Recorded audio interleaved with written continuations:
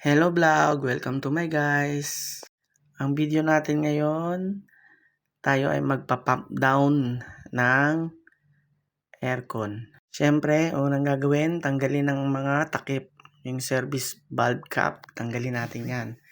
At i-ready ang gauge manifold. Yahoo! Yahoo!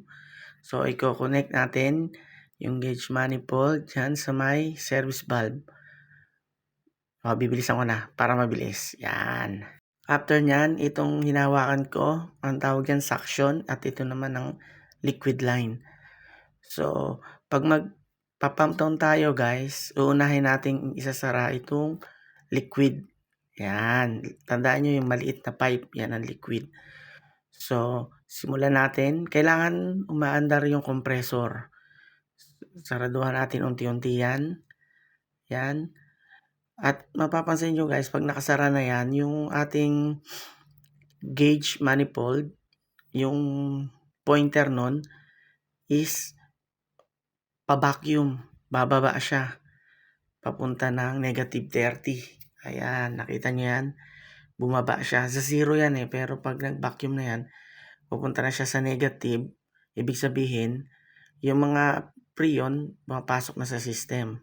Naiipon na sa compressor at saka sa coil. Ayan naman, pagka nakita na nating negative, isasara na natin yung suction line. Pero hinay-hinay pa rin. At pagka patayin natin yung system.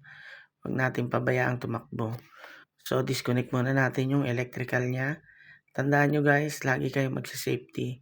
So, kahit nakapatay yung isolator niyan, pag tinanggal nyo yung wire, lalagyan nyo ng cap o kaya electrical tape sa dulo. Sa akin, ang nilalagay ko yung wire end cap. Ayan, para hindi siya tawag dito, disgrasya. So, natanggal ko na yan guys. Ang next naman tatanggalin natin, syempre, yung connection ng piping niya. Para natin yung condensing unit, maibaba natin. So, tanggalin na yan.